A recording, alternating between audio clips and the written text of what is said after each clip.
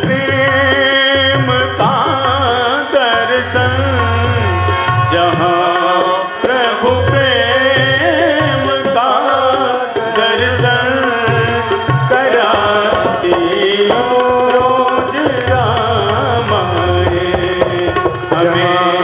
प्रभु प्रेम का दर्शन, जहाँ प्रभु प्रेम का दर्शन कराती रोज रामायण। हमें निज धर्म पर चलना, हमें निज धर्म पर चलना बताती रोज रामायण। हमें निज धर्म पर चलना बताती रोज रामायण। श्री बिंदुपाद ने सदा शुभ आचरण करना सिखाती रोज रामायण। रामायण की महनीयता बताते हुए, महत्ता बताते हुए अपने शब्दों में इन पंक्तियों को प्रस्तुत किया। रामायण की कितनी महिमा है, यदि कहा जाए तो शब्द छोटे पड़ जाएंगे, और कम शब्दों में कहना भी थोड़ा कठिन है। एक बार श्रीवध में स्वनाम धन्य प्रवक्ता पूज्य श्री मुरारी बापू जी की कथा चल रही थी। तो एक अयोध्या के संत हैं श्री फलाहारी जी, उनके यहाँ उन्होंने निवेदन किया कि महाराज श्री आप हमारी कथा में आशीर्वाद देने के लिए आए। तो कहे कि बापू मेरा बहुत सुनने का अभ्यास नहीं है, मैं अपनी साधना में रहता हूँ। जब इतना बड़ा प्रवक्ता मेरे पास आ गया है तो आप एक वाक्य में बता दें कि श्री रामचरितमानस क्या है। ये बकौल बापू मैंने सुना था। आप एक वाक्य में बता दें कि श्री रामचरितमानस क्या है। तो कि महाराज जी 2-4 वाक्यों का कम से कम अवकाश दिया जाए तो कुछ कहने की हिम्मत जुटाऊं। संत ने कहा नहीं, एक वाक्य में बताइए कि श्री रामचरितमानस क्या है। 9 दिन की पूरी कथा हो गई, कारसेवपुरम में चल रही थी। 10वें दिन आए कि महाराज जी मैंने बहुत सोचा, लेकिन यह बात समझ में नहीं आई कि एक वाक्य में कहना हो कि श्री रामचरितमानस क्या है तो मैं कैसे कहूंगा, क्या कहूंगा। आप जरा मुझे बता दें कि एक वाक्य में कहना हो कि श्री रामचरितमानस क्या है तो क्या कहूं। 9 दिन तो हमने बहुत कुछ कहा कि मानस क्या है, लेकिन कठिनाई तब है जब एक ही वाक्य में बताना हो कि श्री रामचरितमानस क्या है। आप बताएं। उन्होंने कहा कि मैंने जो समझा है मैं आपको बताता हूं। विश्वास से विश्राम तक की यात्रा है श्री रामचरितमानस।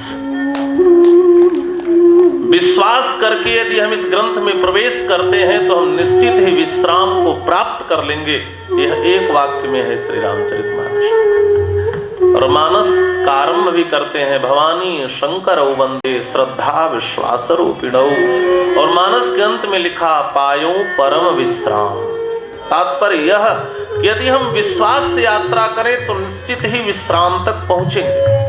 दूसरी बात, मानस का आरंभ भी विश्वास स्वरूप भगवान शिव के चरित्र से किया और अंत में श्री राम चरणों तक पहुंचकर विश्राम पा लिया। यही पूरी मानस है। बिना विश्वास के कुछ संभव नहीं है।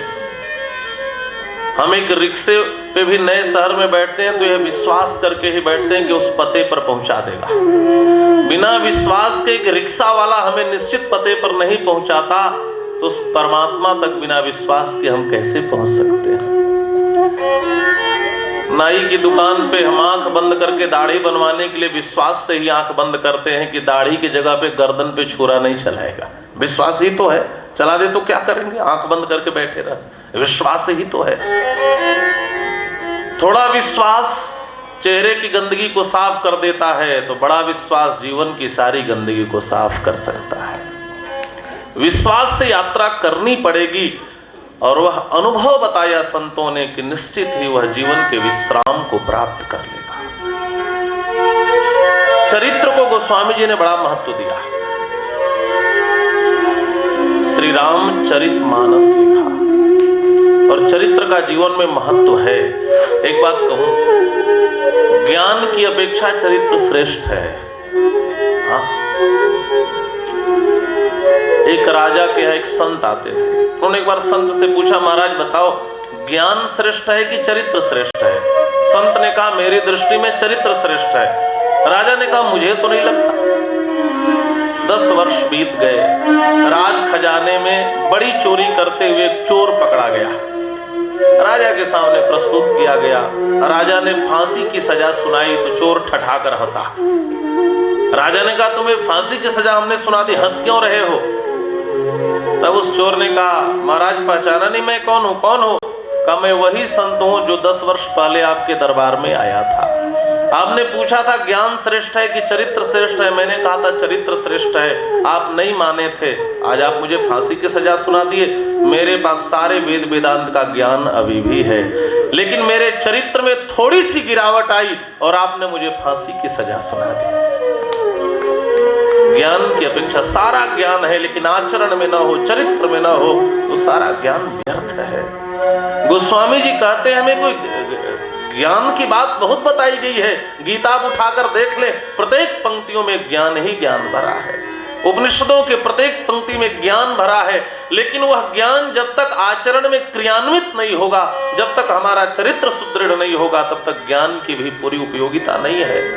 किताबों की कब्रों में दफन बातें जब हमारे आचरण के मंदिर में प्रतिष्ठापित होती हैं, तभी हमारा जीवन सुंदर ढंग से अग्रसारित होता है, आगे बढ़ता है। आवश्यकता है कि यह सारी बातें हमारे जीवन में उतर आए। इसलिए श्री रामचरितमानस, जीवन में चरित्र की जरूरत है। दूसरी बात, हम सबके जीवन की एक ही समस्या है, वह है संसार सागर से पार जाना। हम सदा बनते पड़े हैं, बहुत कुछ पढ़ा हमने जीवन में, बहुत कुछ सीखा। आपने सुना होगा, हमने सुना था कि एक बार 4 विषयों के विद्वान एक समुद्र में नाव पर यात्रा करने गए। सुना होगा, एक मैथमेटिक्स के थे, एक फिजिक्स का था, एक फिलॉसफी का था। ये सब बैठे बड़े मस्ती से यात्रा कर रहे थे। तो मैथमेटिक्स वाले ने खोदते हुए पूछा, अच्छा तुम्हें पता है A+B का होल स्क्वायर क्या होता है? उसने कहा बाबूजी जीवन भर नाव चलाया, ये सब कहां से मैं जानूं A+B क्या है? उसने कहा तुम्हारा 25% जिंदगी बेकार है, मैथ नहीं पढ़ा। फिजिक्स वाले ने कहा V-U/T पता है किसका सूत्र है? उसने कहा यह मुझे क्या पता, मैं तो नाव चलाता हूं। जो फिलोसफर था, जो दार्शनिक था, उसने कहा तुम्हें पता है भारत का प्रथम दर्शन क्या है? भारत का पहला दर्शन कौन सा है? उसने कहा बाबूजी मैं क्या जानूं। उन्होंने कहा कि तब तुम्हारा 75% जिंदगी बेकार है। एक ने 25% कहा तो दूसरे ने 50, दर्शन वाले ने कहा 75%। इसके पहले कि चौथा भी बोले, उस नाव वाले ने कहा, वो तो इनों की बात सुनने लगा। आगे देखा, बड़ी तेज ऊंची लहर आ रही है। उसको लगा कि मैं तो भूल गया, नहीं पहले नाव संभाल लेता, अब तो नाव बचने वाली नहीं है। तो उस नाव वाले ने, नाविक ने पूछा कि अच्छा यह बताओ आप सभी लोगों में से किसी को तैरने आता है? सबने कहा हमें नहीं आता। तो उस नाविक ने कहा आप सबका तो 100% जिंदगी बेकार है। और नाव डोल गई और डुबा दी, सब चले गए। तात्पर्य क्या? हमने जीवन में बहुत से विषय पढ़े, संसार सागर में इन सारे विषयों का ज्ञान किया बुरा नहीं है, लेकिन सबसे बड़ा ज्ञान यह है कि संसार के समुद्र में जब विप्लव आ जाए, तूफान आ जाए, तो उस विप्लव से बचने का, इस संसार सागर को तैर कर पार जाने का ज्ञान हमने पाया नहीं पाया। ये सारे ज्ञान व्यर्थ हैं यदि संसार सागर से पार जाने का ज्ञान हमने नहीं सीखा। समुद्र और संसार में कोई बड़ा अंतर नहीं है। आप लोग समुद्र देखे होंगे, यहाँ तो सब समर्थ लोग हैं, घूमने फिरने जाते होंगे, जरूर देखे। हम लोग गांव में कहते हैं तो लोग पूछते हैं कि समुद्र कैसा होता होगा। खैर आप लोग तो सब देखे होंगे। समुद्र और संसार में बहुत सी बातें कॉमन है। क्या क्या? आप समुद्र के एक तट पर खड़े होकर जब देखते हैं तो समुद्र का दूसरा तट दिखाई पड़ता है? नहीं दिखाई पड़ता। समुद्र का एक ही तट दिखाई देता है, बाकी जहां तक हमारी दृष्टि जाए, नजर जाए, जल ही जल ही। उसी प्रकार संसार रूपी समुद्र का भी एक ही तट दिखाई देता है जीवन का, और मृत्यु का दूसरा तट दिखाई नहीं देता। संसार सागर की तरह है। दूसरी बात, समुद्र का जल देखने में बड़ा प्यारा होता है। कभी आप हिंद महासागर का जल देखें, वो नीला नीला, इतना निर्मल, देखने में बड़ा सुंदर लगता है। लेकिन यदि उसका जल चखें तो खारा लगता है ना? उसी प्रकार संसार देखने में बड़ा सुंदर लगता है, लेकिन स्वाद में बड़ा खारा है। देखने में तो बहुत मीठा, लेकिन स्वाद में बहुत खारा। समुद्र में लहरें उठती हैं, वह कभी गगनचुंबी हो जाती हैं, आकाश को छूती हैं, कभी नीचे गिर जाती हैं। संसार के समुद्र में भी कभी हम देखते हैं कोई जिंदगी की बहुत ऊंचाई पे चला गया और कभी दूसरे ही क्षण बहुत नीचे गिर गया। समुद्र का संबंध चंद्रमा से है। अमावस्या के दिन बिल्कुल लहर शांत रहती है, और पूर्णिमा के दिन या चंद्रमा की कला बढ़े तो लहरें बढ़ती हैं। पूर्णिमा के दिन तो खूब उत्ताल तरंगों से तरंगायित होता है वह समुद्र। उसी प्रकार हमारा जो जीवन है, यह भी मन का देवता कौन है? भगवान वेद कहते हैं, चंद्रमा मनसो जात चक्षो सूर्यो अजायत। मन का देवता चंद्रमा है। जैसे संसार का संबंध चंद्रमा से है, वैसे हमारे सांसारिक जीवन का संबंध हमारे मन से है। मन हमारे जीवन में लहरों को उठाता और गिराता है। प्रश्न है कि यदि हम इस संसार के समुद्र से पार जाना चाहें तो उपाय क्या है? कौन सी ऐसी सुदृढ़ नौका है जो हमें निश्चित ही संसार सागर से पार उतार देगी? इस विश्वास से हम बैठे हैं। गोस्वामी श्री तुलसीदास जी मानस में लिखते हैं, वह एक ही नौका है इस भव सागर से पार जाने के लिए। उस नौका का नाम है श्री राम कथा। भव सागर चह पार जो पावा, भव सागर पार जो पावा, राम कथा का कहाँ दृढ़ नावा, भव सागर पार जो पावा, राम कथा का कहाँ दृढ़ नावा, भव सागर चह, भव सागर चह, भव सागर चह। भव सागर से पार जाने के लिए एक ही सुदृढ़ नौका है, उसका नाम है राम कथा। और आज से लेकर 11 तारीख तक हम लोग इस नौका में चलेंगे, और जिसको भी संसार सागर से पार उतरना हो, सबके लिए खुला आमंत्रण है। यहाँ तो कोई टिकट नहीं लग रहा है ना, कोई दाम भी नहीं लग रहा है। लोग पिक्चर हॉल में जाते हैं, ब्लैक में टिकट लेते हैं, ब्लैक में बैठते हैं और ब्लैक देखते हैं। यहाँ तो बिना टिकट के प्रकाश में बैठकर जिंदगी को प्रकाशित करने की व्यवस्था की गई है। यदि हम यहाँ ना आए, इस नौका में ना बैठे, तो इससे बढ़कर हमारे जीवन की विडंबना क्या हो सकती है? भव सागर चह पार जो पावा, राम कथा ताकह दृढ़।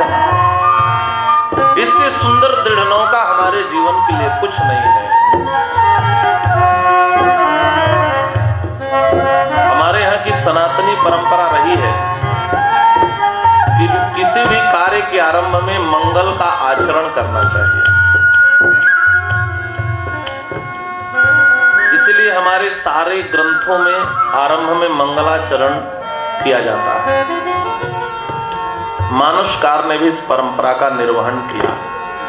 महर्षि पतंजलि ने तो लिखा, कार्य के आरंभ में, कार्य के मध्य में और कार्य के अंत में मंगलमय आचरण करना चाहिए। 3 बार ग्रंथ में मंगलाचरण, सारे भागवतादि ग्रंथों में भी है। जन्माद्यस्य तोन्वयादि तरतस्यार्थे स्वभिज्ञः स्वराट् तेने ब्रह्म हृदय आदि कवये मुह्यन्ति यत्सूरयः तेजो वारि मृदाम यथा विनिमयो यत्र सर्गो मृषाधाम्ना स्वेन सदा निरस्तकुहकं सत्यम परम धीमहि। मध्य में भी सत्य प्रथम सत्य परम दृश्यम सत्यस्य योनिं निहितं च सत्ये सत्यस्य सत्यम मृत सत्य नेत्रम सत्यात्मकं ताम शरणं प्रपन्नाः। अंत में भी सारे ग्रंथों में इस परंपरा का निर्वाह किया गया है। तात्पर्य यह कि हमारे जीवन की 3 अवस्थाएं हैं, बाल्यावस्था, युवावस्था और वृद्धावस्था। मतलब कैदी तीनों अवस्थाओं के आरंभ में हमारा जीवन या हमारा आचरण मंगलमय होगा तो हमारा जीवन मंगलमय होगा। जैसे ग्रंथ